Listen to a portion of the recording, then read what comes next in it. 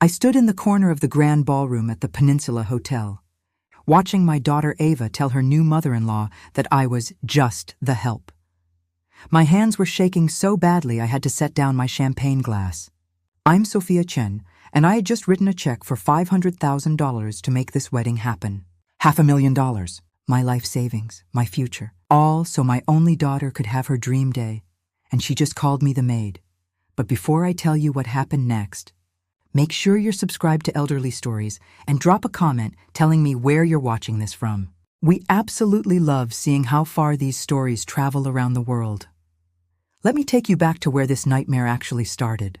It was 11 months ago when Ava came home to my condo in downtown Chicago, practically glowing. She'd been dating Michael Richardson for about a year, and I knew what was coming before she even opened her mouth. "Mom," he proposed. She squealed, showing me a ring that probably cost more than my first car. I was genuinely happy for her. Michael came from serious money. His father, William, owned half the commercial real estate in the Chicago Loop, and his mother, Emily, sat on the boards of like every major charity in the city. But Michael himself seemed like a decent guy, polite, respectful, had a real job instead of just living off his trust fund. "That's wonderful, sweetheart," I said, hugging her tight. "I'm so happy for you." What I didn't know then was that Ava had already been lying to the Richardsons about me for months. About who I was, about where I came from, about everything. See, here's the thing about my life that my daughter desperately wanted to hide. I grew up dirt poor. Like, government assistance, hand-me-down clothes. Sometimes we didn't have heat poor. My parents were immigrants who worked factory jobs and cleaned office buildings at night. I put myself through community college while working 3 jobs. Then I clawed my way up from an entry-level position to eventually become a senior executive at a major consulting firm. I made good money. Really good money. By the time Ava was born, I was financially comfortable. Her father, well, he left when she was 2. And honestly, good riddance. I raised Ava on my own, and I made sure she had everything. Private schools, summer camps, study abroad programs, a brand new car for her 16th birthday, full tuition at Northwestern University. But I guess all of that wasn't enough. Because somewhere along the way, Ava became ashamed of where we came from. Of my parents with their thick accents. Of our old neighborhood. Of me.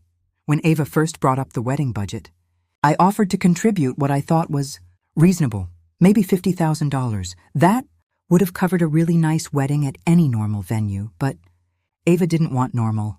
"Mom," she said carefully, like she was talking to a child, "Michael's family has expectations. His cousin just had a wedding at the Drake with 300 people. His sister got married at a vineyard in Napa.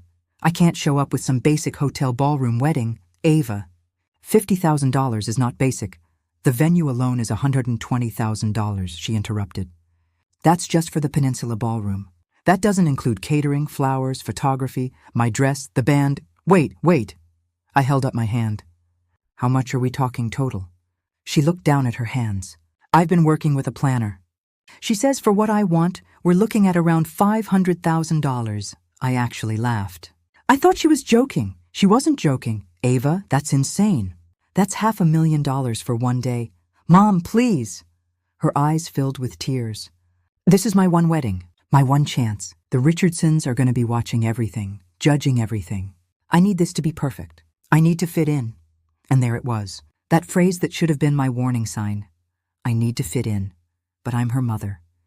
And when your kid looks at you with tears in her eyes, talking about her dream wedding, her one special day, you want to make it happen. Even when your brain is screaming that it's a terrible idea. So I said yes. I liquidated my retirement accounts. I took out a loan against my condo. I pulled from my emergency savings. I even cashed in some investments I'd been holding for years.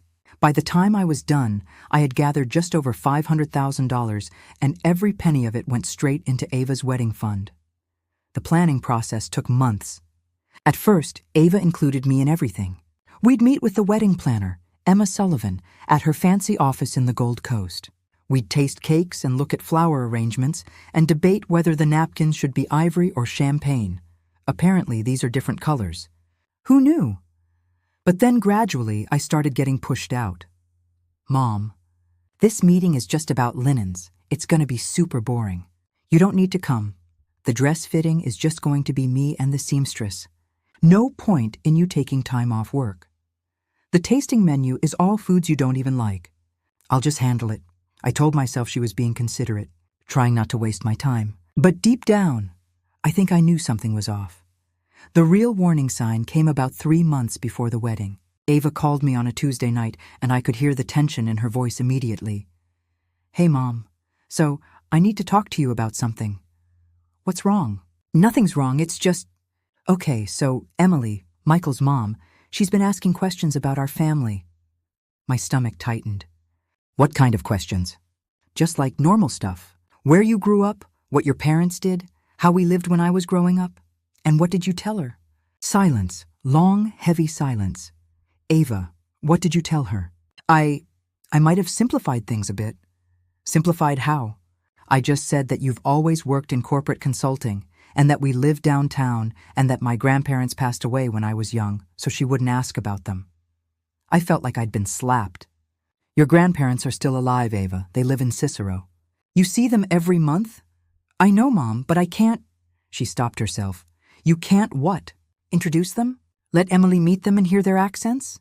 Let her see that they live in a working-class neighborhood? That's not fair. It's exactly fair." I was standing now, pacing my living room. "You're erasing our history because you're embarrassed." "I'm not embarrassed." But her voice cracked when she said it. Michael's family is different from us, Mom.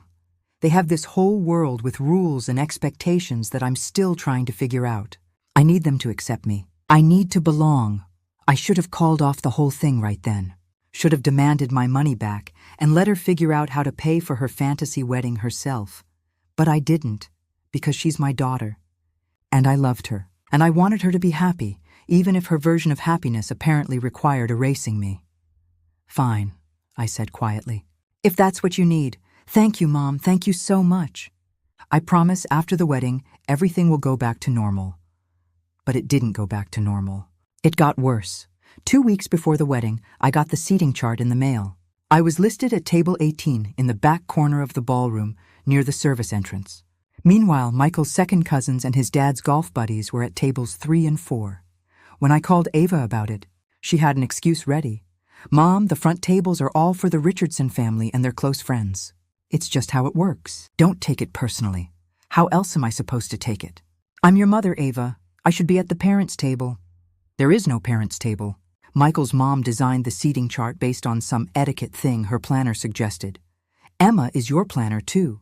Can we please not fight about this? Please? I'm so stressed already." So once again, I swallowed my hurt and said it was fine. The day before the wedding, I got my hair and makeup done at an expensive salon Ava had insisted on. She'd also insisted on picking out my dress, a conservative navy blue gown that cost $3,000 and made me look like I was attending a business conference, not my daughter's wedding. "You look great, Mom," Ava said when she saw me. But she wouldn't meet my eyes. "Are you okay, sweetheart?" "Yeah, totally fine. Just wedding jitters, you know?"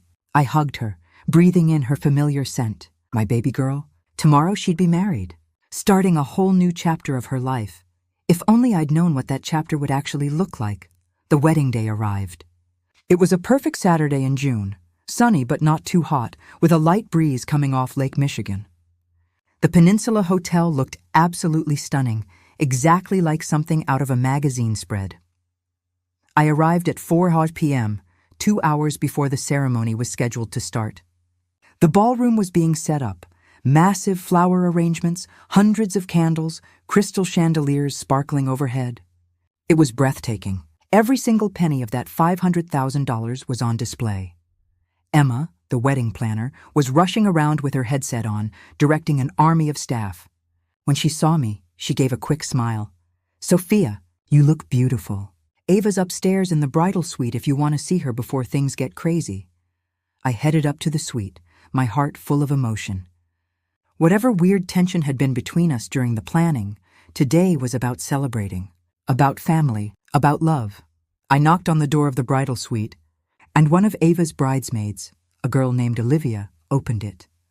"Oh, hi, Mrs. Chen," she said. But something in her expression was strange, uncomfortable. "Can I see Ava?" She's in the middle of getting ready. Maybe give us like 15 more minutes." I'm her mother. I think it's okay. Mom.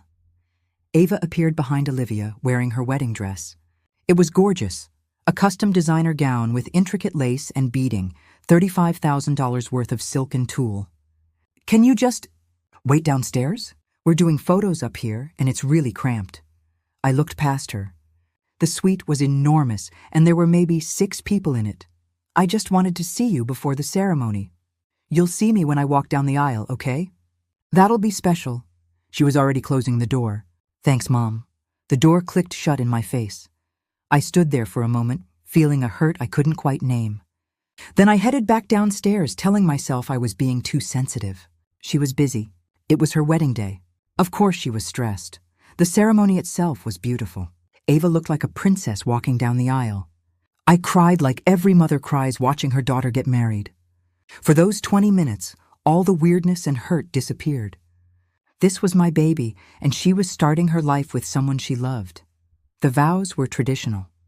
Michael promised to love and cherish her. Ava promised the same. They kissed, everyone clapped, and just like that, my daughter became Ava Richardson. The cocktail hour was where things started to unravel.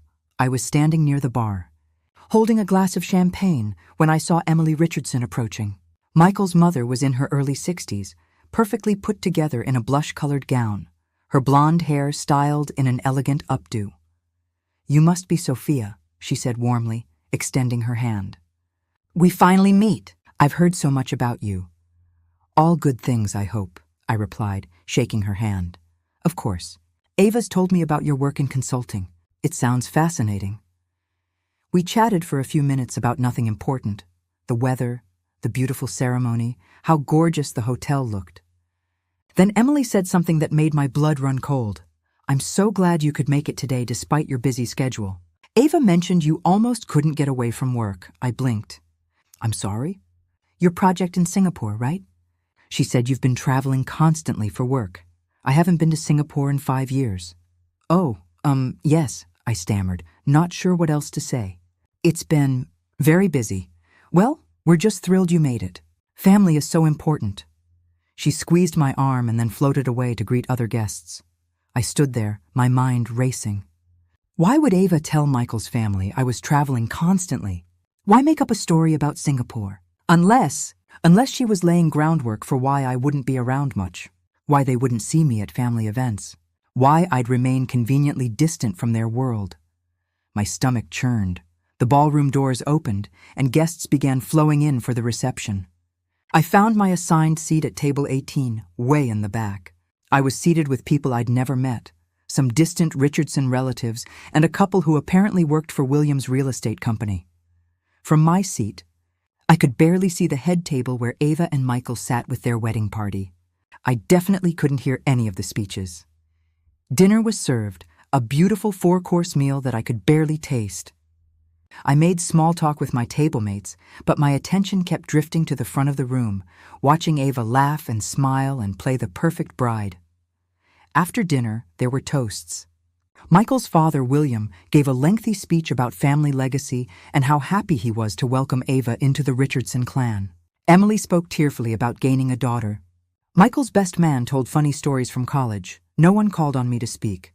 The mother of the bride, who had paid for this entire event, wasn't included in the toasts. Then came the parent dances. Michael danced with Emily to some sentimental song.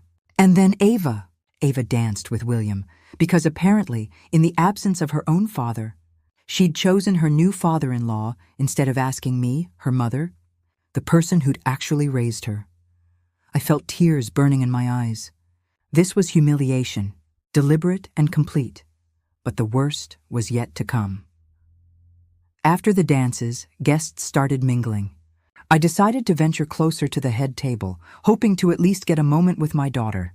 As I approached, I heard Emily introducing Ava to someone, a woman in an expensive-looking red dress. Barbara, this is our new daughter-in-law, Ava. Ava, this is Barbara Chen. She's on the hospital board with me. Wait, Chen, that's your last name too, isn't it? Are you two related? I froze, waiting to hear how Ava would respond. My daughter looked directly at me, standing just a few feet away. Our eyes met for a fraction of a second. Then Ava smiled at Barbara and said, "Chen's a pretty common name. No, we're not related. Actually, my mom passed away when I was in high school." The champagne glass in my hand nearly slipped from my fingers. Emily gasped sympathetically. "Oh, sweetheart, I didn't know that. I thought your mother was here." And then Ava said it, the words that would change everything. She looked straight at me and said, "Oh, you mean Sophia?" No, she's not a guest. She's with the hotel staff. She's been helping coordinate things today. She's been wonderful." She turned back to Barbara and Emily, dismissing me entirely. "My mom died of cancer when I was 16. It's been really hard, but the Richardson family has been so welcoming. Emily's basically like a second mom to me now." Emily hugged Ava, tears in her eyes.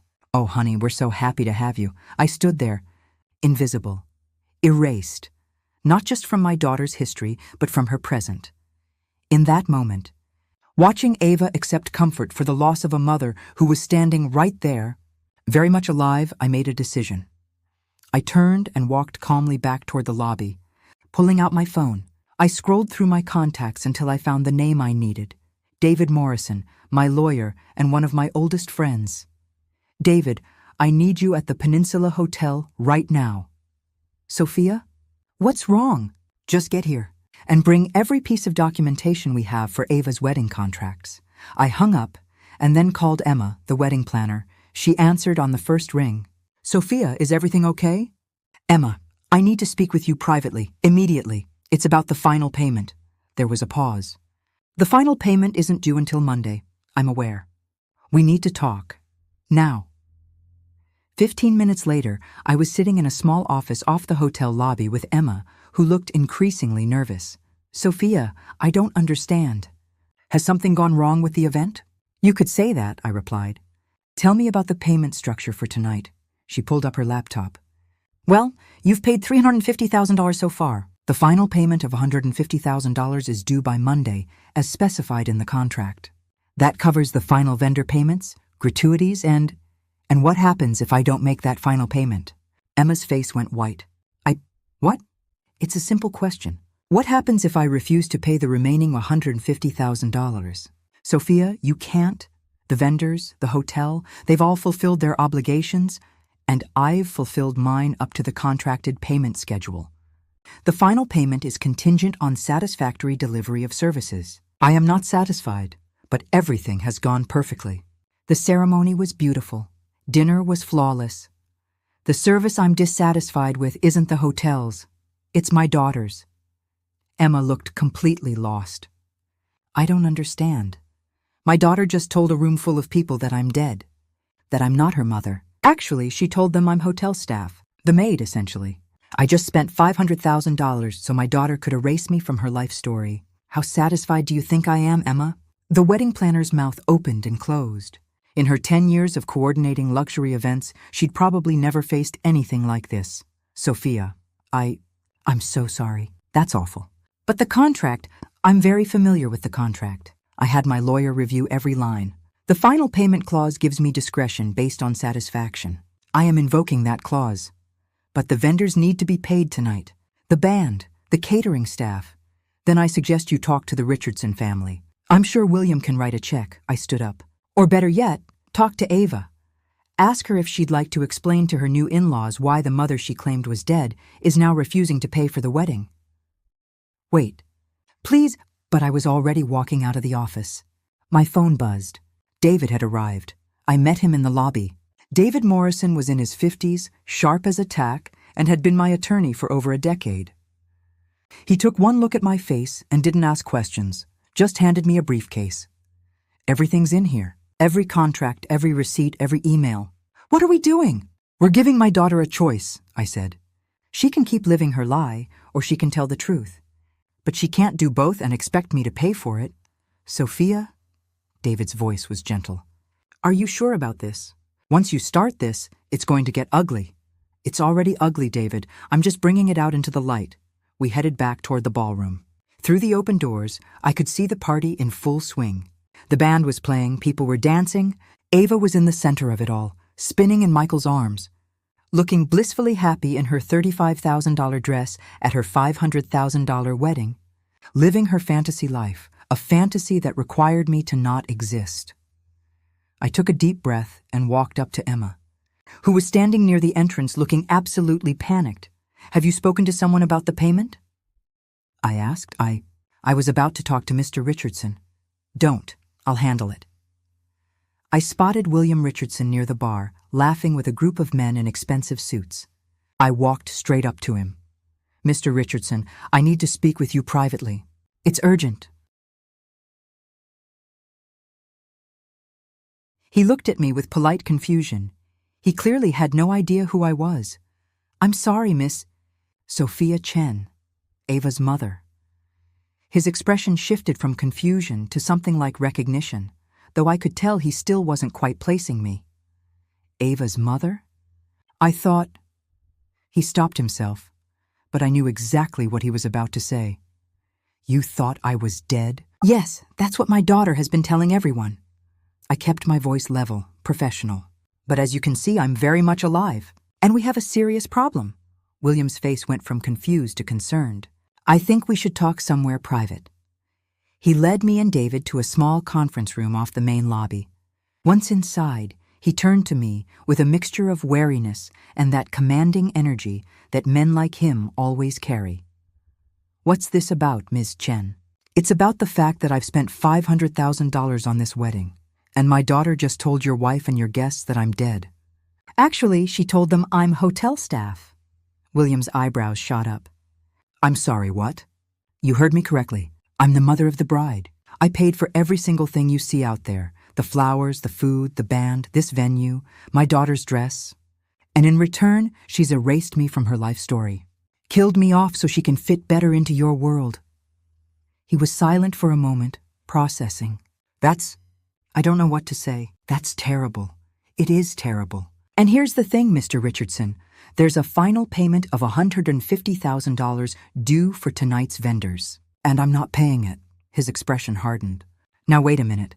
The contract gives me the right to withhold payment if I'm not satisfied with the services rendered. I am profoundly unsatisfied. The hotel and vendors have done everything perfectly. This isn't about the hotel. This is about my daughter. And unless she's willing to stand up in front of all your guests and tell the truth about who I am, I'm done." "The party ends now." William's jaw tightened. He wasn't used to being in situations he couldn't control. "Ms. Chen, there are 350 people out there. Important people. Business associates, family friends. You can't just shut down the wedding." "Watch me." David stepped forward, opening his briefcase. "Mr. Richardson, my client has every legal right to withhold the final payment per the terms of the contract. Here's the documentation, if you'd like to review it." William didn't even look at the papers. His mind was already working, trying to find an angle. "How much do you want?" I actually laughed. "Excuse me?" "To make this go away. To make the payment and let the night continue without incident. Name your price. You think this is about money? You think I'm trying to extort you? Everyone has a price, Ms. Chen." "Not for this." I stepped closer to him. "I don't want your money, Mr. Richardson. I want my daughter to acknowledge me, to stop lying about who she is and where she came from. That's what I want. And that's not something you can buy." He stared at me for a long moment, realizing he'd miscalculated. "What do you want me to do?" "Get Ava, get your wife, get Michael. Bring them here, now.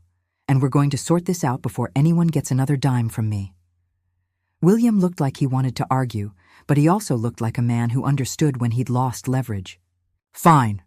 Give me 5 minutes." He left the room, and I collapsed into a chair, my hands shaking. David sat down next to me. "You okay?" he asked quietly. "No, not even close." Tears were threatening, but I held them back. "Did I really raise someone who could do this? Who could just erase me?" "You raised someone who made a terrible choice," David said gently. "That doesn't reflect on you. It reflects on her. And right now, you're teaching her that choices have consequences." The door burst open, and William returned with Emily, who looked concerned, and Michael, who looked completely confused. Behind them was Ava, still in her wedding dress, her face pale. "Mom, what are you doing?" Ava's voice was high and tight. "What am I doing? What are you doing, Ava? What have you been doing for the past year?" Emily looked between us. "I'm sorry, I don't understand what's happening. William said there was some kind of emergency." "The emergency," I said, standing up, "is that your new daughter-in-law has been lying to you. About everything. Ava's eyes went wide with panic. Mom, please what? Please keep quiet while you pretend I don't exist? Please keep funding your fantasy life while you kill me off in every story you tell? Michael stepped forward. Mrs. Chen, I think there's been some misunderstanding. No misunderstanding.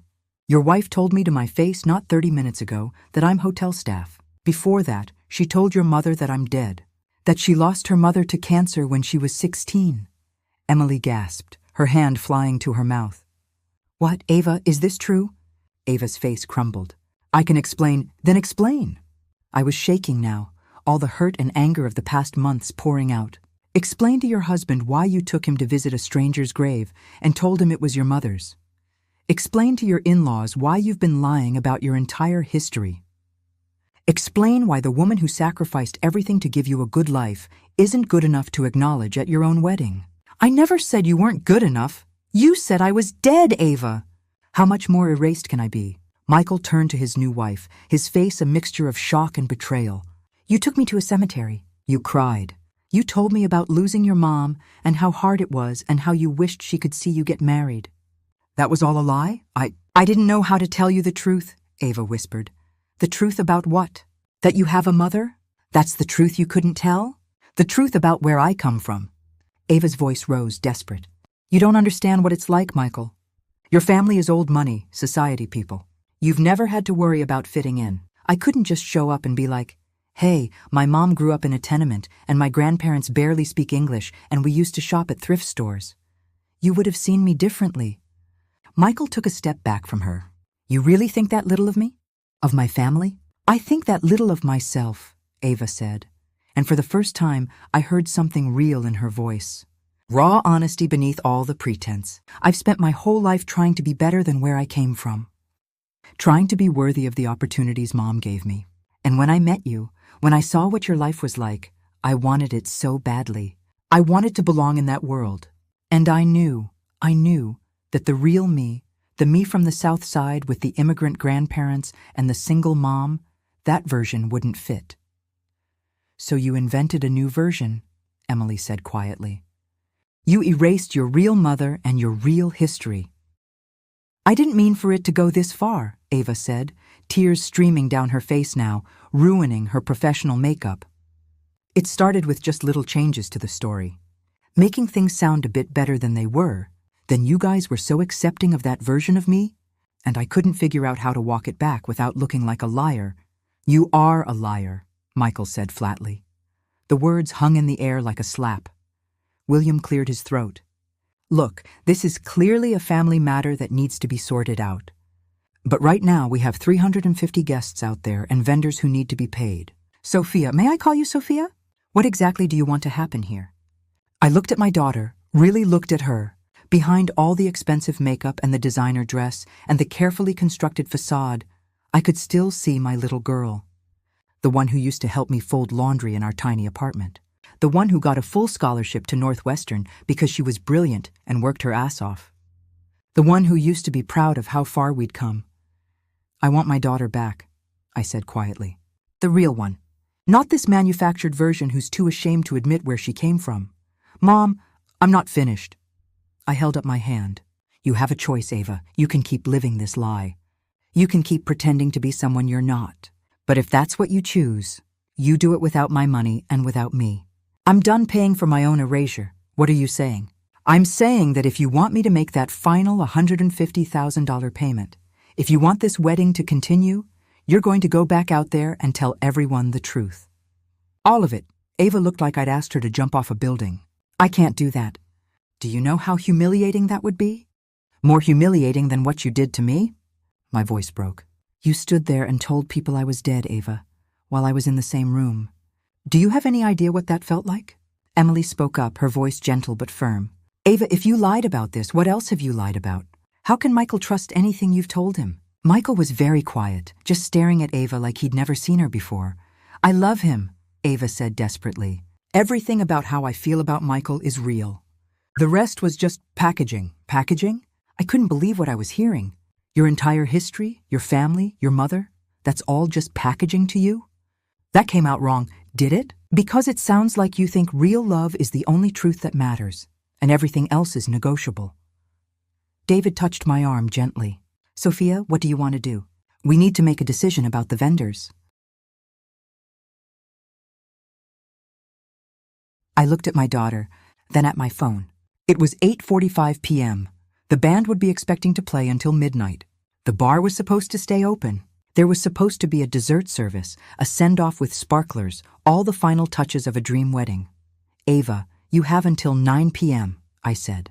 Either you go out there and tell everyone the truth, the real truth about who I am and what you did, or I call Emma right now and tell her to shut it all down. Mom, you can't be serious. I have never been more serious in my life. 15 minutes. Truth or consequences? Your choice. William tried one more time. Sophia, be reasonable. Think about what this will do to Ava's reputation, to our family. Your family? I turned on him. She's my family. My daughter. I raised her alone from the time she was 2 years old. I worked 60-hour weeks so she could have music lessons and summer camps and college without debt.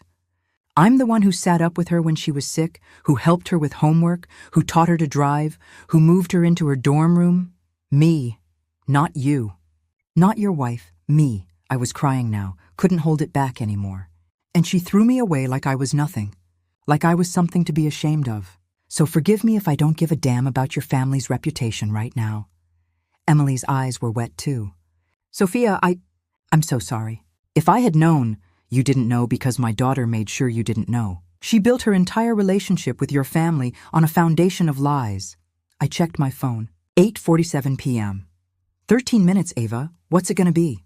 Ava looked around the room desperately, like someone was going to save her. But Michael had his arms crossed, his expression closed off. William and Emily were watching her with disappointment clear on their faces. David was simply waiting, legal pad ready. If I tell them, Ava said slowly, if I go out there and admit everything, what happens to my marriage? What happens to my life here? That's up to Michael and his family, I said. But whatever happens, it'll be based on truth instead of lies. And isn't that better? Better for who? Ava's voice was bitter now. Easy for you to say, Mom. You're not the one who has to stand up there and humiliate yourself. You're right. I'm just the one who got humiliated by her own daughter. Much easier. Michael finally spoke, his voice quiet but firm. Ava, I need you to do this. Not for your mom, for us. If we're going to have any chance at a real marriage, it has to start with honesty. Right now. Ava looked at him with something like desperation. And if I do this? If I tell everyone the truth? Will you? Will we be okay? I don't know, he said honestly. I really don't know. But I know if you don't do it, we're definitely not okay. I can't be married to someone I don't trust. 52 p.m. 8 minutes, I said softly. Ava closed her eyes, tears sliding down her cheeks. When she opened them again, there was something different in her expression. Resignation maybe, or maybe finally a tiny bit of courage. Okay, she whispered. Okay, I'll do it. You'll tell them everything? I pressed. Not some watered-down version, the whole truth, she nodded, looking like she might throw up. The whole truth. We walked back toward the ballroom together, a strange, tense procession. William and Emily first, then Michael and Ava, then me and David bringing up the rear. Emma saw us coming and rushed over, her face tight with anxiety. Did you resolve the payment issue? That depends on what happens in the next few minutes, I told her. The band was playing a big band number, and the dance floor was packed. People were laughing, drinking, celebrating. They had no idea that the entire night was about to implode. Ava stopped at the edge of the dance floor, frozen. I can't do this, she said. Mom, I can't. Please don't make me. Part of me, the mother part that had spent 24 years protecting her, shielding her from pain, wanted to let her off the hook. Wanted to just pay the money and let her keep her perfect facade and go home and cry alone in my condo. But the other part of me, the part that had been humiliated and erased and treated like I didn't matter, that part was done protecting her from consequences she'd earned. You can do this, I said, and you will. Because it's the right thing to do. Michael took her hand. I'll be right there with you. Ava looked at him surprised. Even though you're angry with me? I'm furious with you, he said honestly. But you're still my wife. And if you're going to do this, you're not doing it alone. Something in Ava's expression softened. She squeezed his hand, took a deep breath, and walked toward the small stage where the band was set up. She gestured to the band leader, who looked confused, but handed her the microphone. The music stopped. People turned to look, smiling, expecting maybe another toast or a fun announcement. Ava stood there in her $35,000 dress, under the lights, in front of 350 people, and then she started talking. "Hi, everyone. I need to tell you something. Something I should have told you all a long time ago." The room went quiet. You could feel the shift in energy, the way people sense when something's wrong. "I've been lying to you. To all of you. About my family, about my past, about who I am." Confused murmurs rippled through the crowd. "Earlier tonight, some of you heard me say that my mother passed away when I was in high school. That wasn't true. My mother is alive. She's here. She's been here all night." More murmurs, louder now. People looking around, trying to figure out what was happening. "That woman there?" Ava pointed directly at me. "Sophia Chen, that's my mother. She didn't die. She didn't abandon me. She raised me. By herself. She worked her whole life to give me opportunities. And she paid for this entire wedding. Every single piece of it. The room was dead silent now. I told you she was hotel staff because I was ashamed. Ashamed of where I come from. My grandparents are immigrants who worked in factories. My mom grew up poor. Really poor. She put herself through school and built a career and gave me a good life. But I didn't think that was good enough. I didn't think she was good enough." Ava's voice cracked. "So I made up a better story. A sad story where my mom was dead, and I was this brave orphan who overcame tragedy. And then I got to erase all the parts of my real life that didn't fit the image I wanted to project. People were staring at me now. I felt exposed, vulnerable, but also strangely relieved. I hurt the person who loves me most in the world. I erased her so I could pretend to be someone I'm not. And that's..." Ava stopped, overcome. Michael stepped up onto the stage and put his arm around her. "That's the truth," she finished. "I'm a liar, and I'm sorry. I'm sorry to all of you for the deception. I'm sorry to the Richardson family for starting our relationship with lies. I'm sorry to my husband who deserves better. And I'm sorry to my mom who deserves so much better than a daughter who was ashamed of her." She looked directly at me. "Mom, I'm so sorry. I don't know if you can ever forgive me. I don't know if I can forgive myself. But you deserve to be acknowledged. You deserve to be celebrated. You're my mother, and I love you, and I should never have pretended otherwise." The silence in the room was absolute. 350 people holding their collective breath. Then, from somewhere in the crowd, someone started clapping. It was Michael's grandmother, a tiny 80-year-old woman in pearls. She was standing up, applauding slowly and deliberately. "About time someone in this family told the truth about something," she said loudly. And a few people laughed nervously. Then a few more people started clapping. Not everyone. Some people looked scandalized or confused or uncomfortable, but enough people applauded that it didn't feel completely damning. Ava stepped down from the stage and walked straight to me. She stopped a few feet away, uncertainty written all over her face. "Mom?" I looked at my daughter, my complicated, flawed, damaged, beautiful daughter, and I opened my arms. She collapsed into them, sobbing like she used to when she was little and something had scared her. I held her tight, my own tears flowing freely now. "I'm sorry," she kept saying. "I'm so sorry, I'm so sorry. I know, baby. I know." Around us, people were starting to talk again, the volume in the room rising. I heard Emma conferring with someone about whether to resume the music.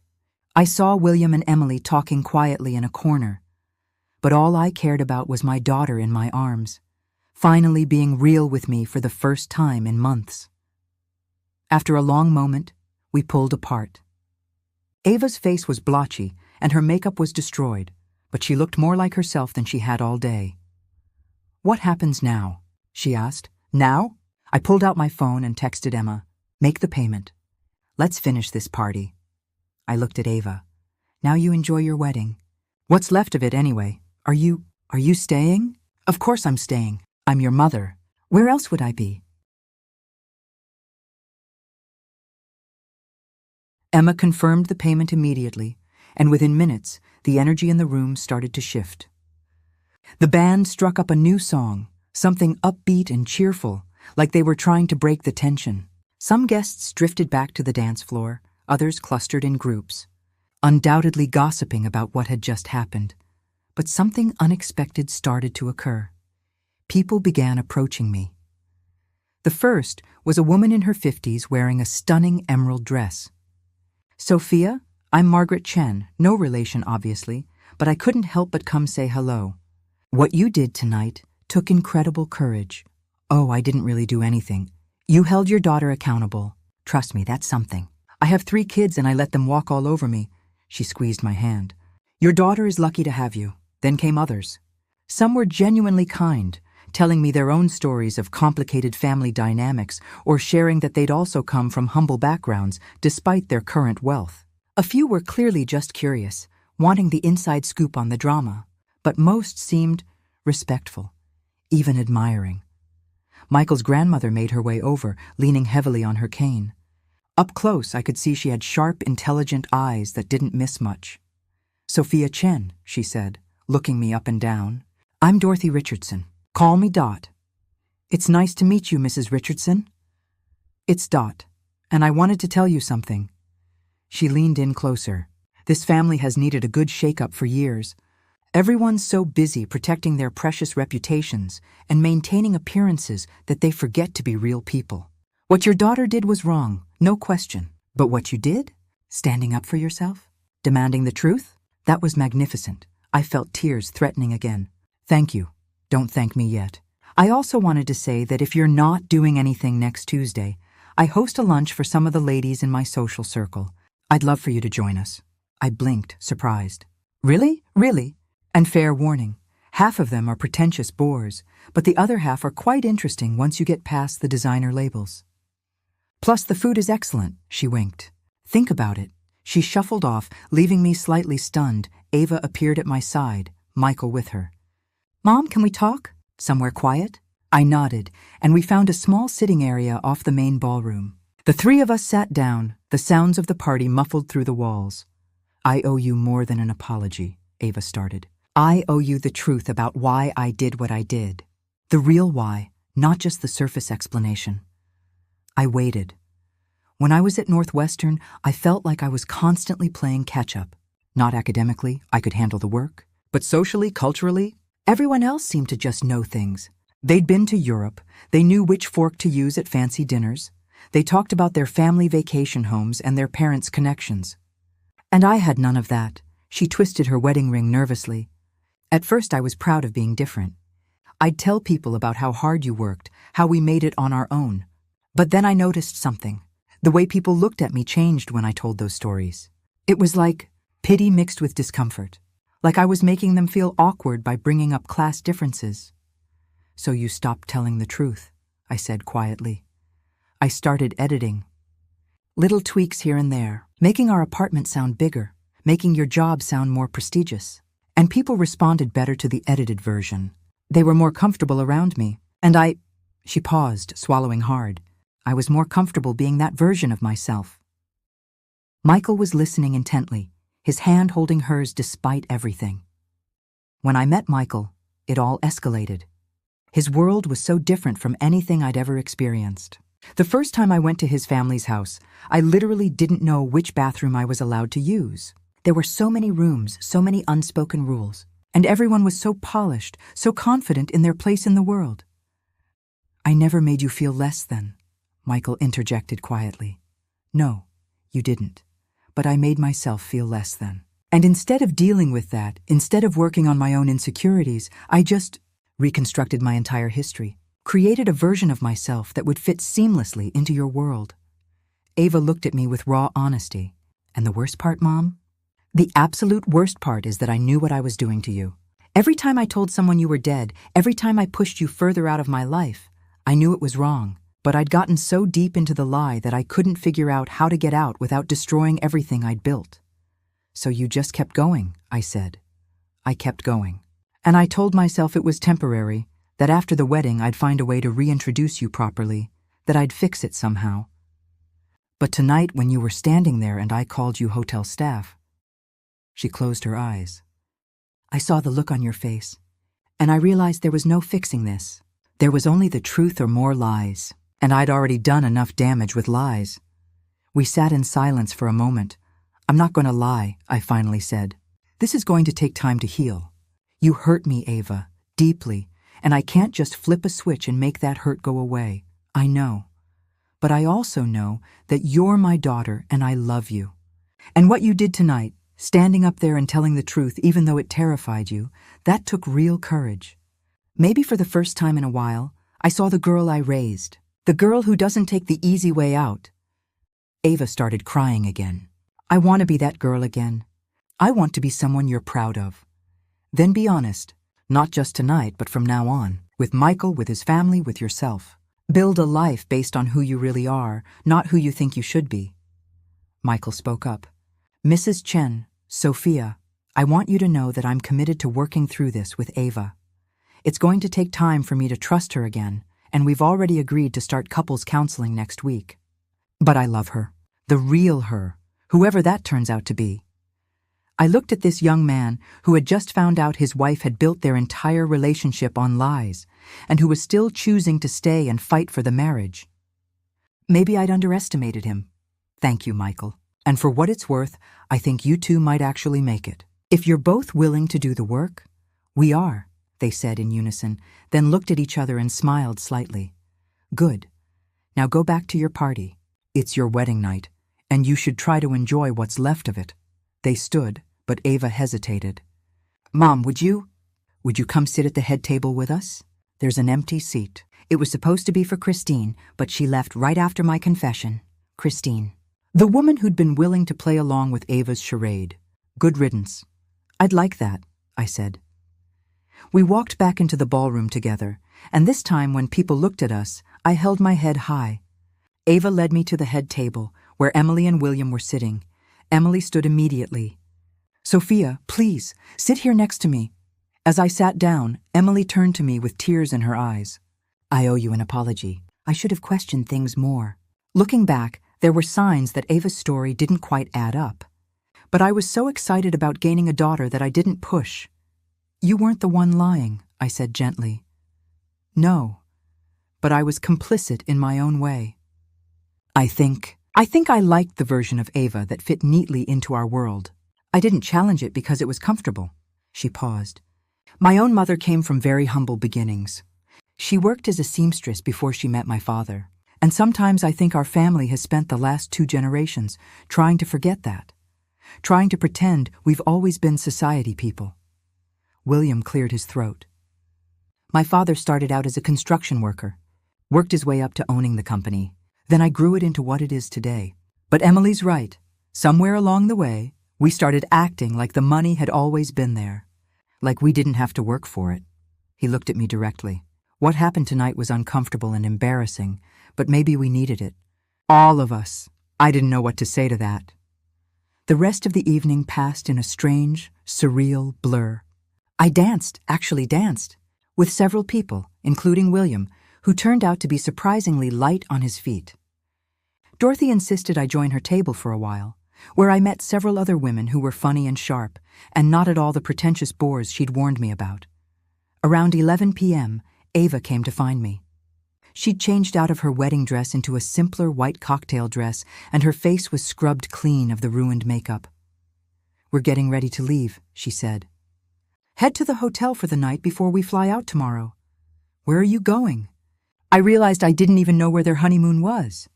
Originally, we were going to the Maldives for 2 weeks, but we decided to cut it to 1 week, and then we're going to come back and start therapy, and... She hesitated. I was hoping maybe you'd come to dinner when we get back. With Michael and me, I want to start over, properly this time. I'd like that. Ava hugged me tight. I love you, Mom. I'm going to spend the rest of my life making this up to you. Just spend the rest of your life being honest. That's all I need. As Ava and Michael prepared to leave, surrounded by guests throwing biodegradable confetti, I felt a hand on my shoulder. It was David. You did good tonight, Sophia, he said. Did I? I almost shut down my daughter's wedding out of spite. You almost shut it down out of self-respect. There's a difference, he smiled, and you gave that girl the wake-up call she desperately needed. Not every parent has the guts to do that. I watched Ava and Michael run through the shower of confetti, laughing, looking for all the world like any other newlyweds. Maybe they'd make it, maybe they wouldn't, but at least now they had a fighting chance, built on truth instead of fantasy. The weeks that followed were a journey of their own.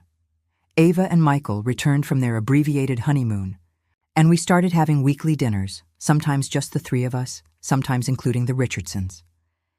The conversations were often awkward at first, but they got easier.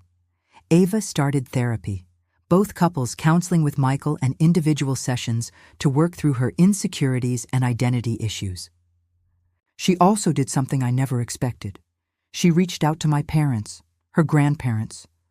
"I want them at our first Thanksgiving as a married couple," she told me one day over coffee. "I want Michael's family to meet them. The real them, accents and all." That Thanksgiving was something else. My parents, in their modest best clothes, sitting at the Richardsons' enormous dining table. My mother telling stories in broken English about coming to America. My father showing William photos of the old neighborhood on his phone. And Ava, sitting between both worlds, finally looking comfortable in her own skin. Emily and I became unlikely friends. We started meeting for lunch every couple of weeks, and she introduced me to her social circle, not as Ava's mother, but as Sophia in my own right. Some of those women became genuine friends. Dorothy made good on her invitation, and I became a regular at her Tuesday lunches. Through her, I met other women who'd built their own success, who had their own stories of climbing social ladders and navigating complicated family dynamics. I also went ahead with opening my consulting business. It turned out that several people I met through the Richardsons needed exactly the kind of financial advice I could offer, and my client list grew quickly.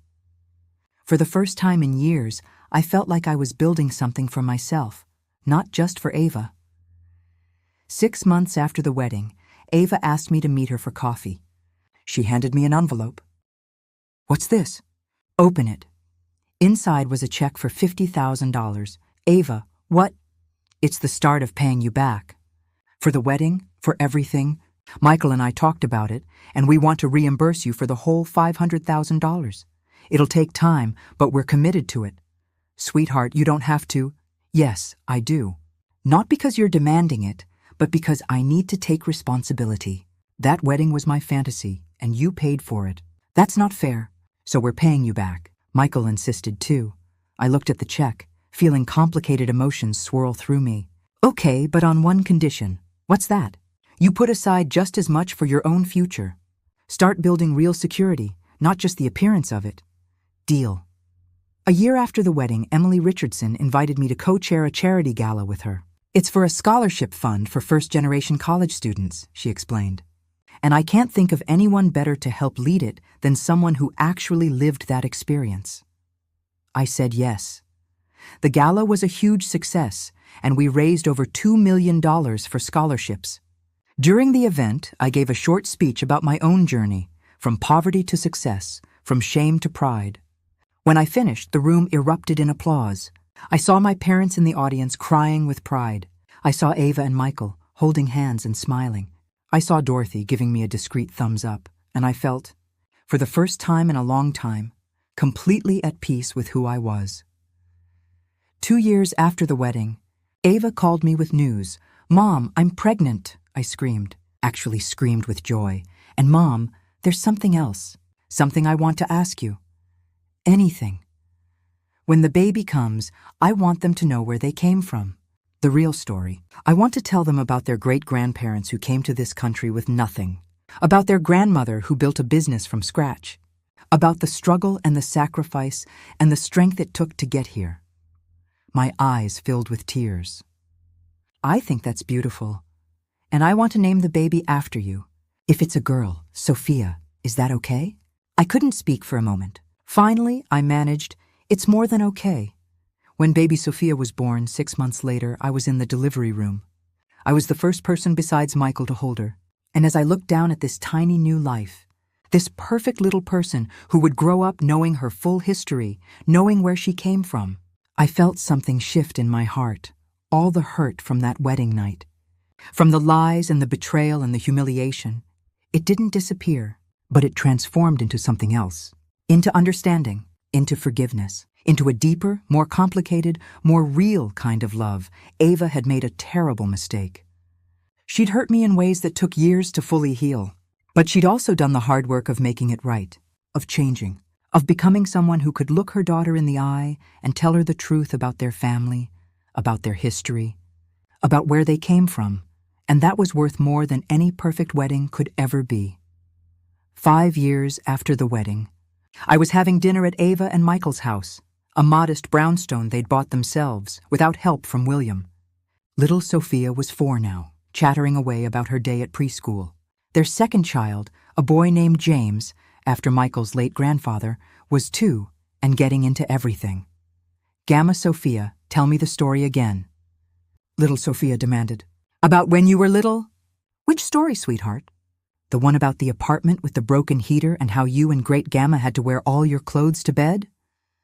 I laughed. "Again? I just told you that one last week, but I love it. It's my favorite."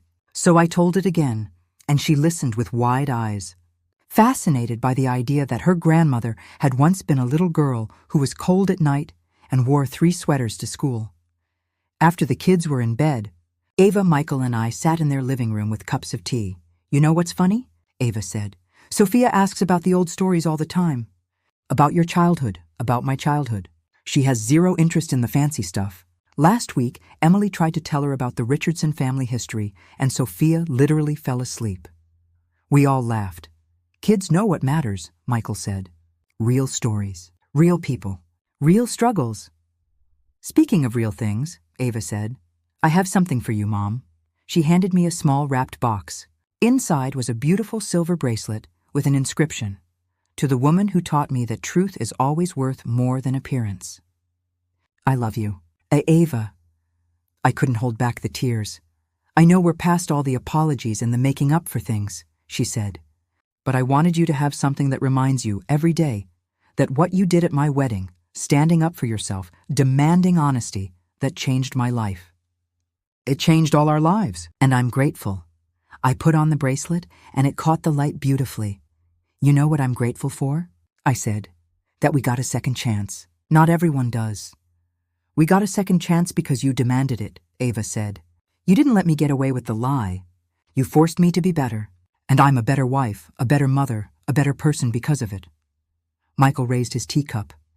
"To Sophia, the strongest woman I know." We clinked our cups together, and I felt a warmth spread through my chest that had nothing to do with the tea. This was what I'd fought for that night at the Peninsula. Not to ruin Ava's wedding or to punish her, but to reclaim my place in her life, to refuse to be erased, to demand that love be built on truth, not convenient lies. And here we were, 5 years later, a family that was messier and more complicated than the fantasy version Ava had tried to create, but infinitely more real, more solid, more true. That night, driving home to my condo, which I'd paid off completely thanks to the success of my consulting business, I thought about everything that had happened since that terrible, transformative wedding night. I'd gained a real relationship with my daughter, instead of a superficial one. I'd built a successful business on my own terms. I'd made unexpected friends in unexpected places. I'd learned that sometimes the most loving thing you can do is refuse to enable someone's lies, even when it's painful. And I'd learned that happy endings don't always look the way you expect them to. Sometimes they're messy and hard-won and complicated, but they're real, and real, I'd discovered, was always better than perfect. 10 years after the wedding, Ava and I were co-teaching a workshop for young professional women about authenticity in the workplace. It had become something we did together a few times a year, sharing our story as a cautionary tale about the cost of pretending to be someone you're not. After the session, a young woman approached us nervously. "Ms. Chen, Mrs. Richardson, thank you so much for sharing your story. I'm in a similar situation. I come from a poor background, and I work at a prestigious firm, and I've been editing my history, telling people what I think they want to hear." Ava and I exchanged a look. "What would you tell your younger self?" the woman asked. "If you could go back, what would you say?" Ava answered first. "I'd tell myself that the people worth knowing are the ones who will respect your real story. And the ones who won't? You don't want them in your life anyway.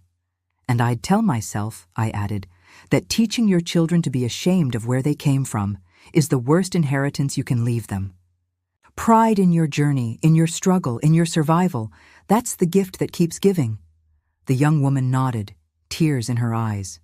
Thank you, both of you. As she walked away, Ava slipped her arm through mine. We did good today, Mom. Yeah, we did. My phone buzzed. It was a text from little Sophia, now 14 and fully addicted to her phone. Grandma, can you pick me up from soccer and take me to get the dumplings? The ones from Great-Grandma's neighborhood? I'm craving them. I showed the text to Ava, and we both smiled. She loves those dumplings, Ava said. She loves where they come from, I corrected. She loves the story of them. Of us. And that, I thought as I texted back a thumbs up to my granddaughter, was the real happy ending. Not a perfect wedding or a perfect life, but a family that knew its own story and wasn't ashamed to tell it. A family built on truth. A family that had learned, the hard way, that love without honesty is just a beautiful lie waiting to crumble. And a family that chose, every single day, to be real with each other. Even when real was hard, even when real was uncomfortable, even when real meant admitting you'd been terribly, horribly wrong. Because in the end, real was the only thing worth being. I drove to pick up my granddaughter, ready to take her for dumplings in the old neighborhood, ready to tell her stories about where we came from, ready to give her the gift my daughter had once rejected, but finally learned to treasure, the truth of who we were, who we'd always been, and who we'd fought so hard to become. And I couldn't have been happier. The end. Now, if you loved this story, make sure to hit that subscribe button and tell me in the comments which part hit you the hardest. Was it when Ava called her own mother hotel staff? When Sophia almost shut down the whole wedding? Or when little Sophia asked for the stories about her great-grandmother's struggles? Drop a comment and let me know. And don't forget to join as a member to get access to exclusive stories I don't share anywhere else. Trust me, you won't want to miss them. I'll be waiting for you in the next one.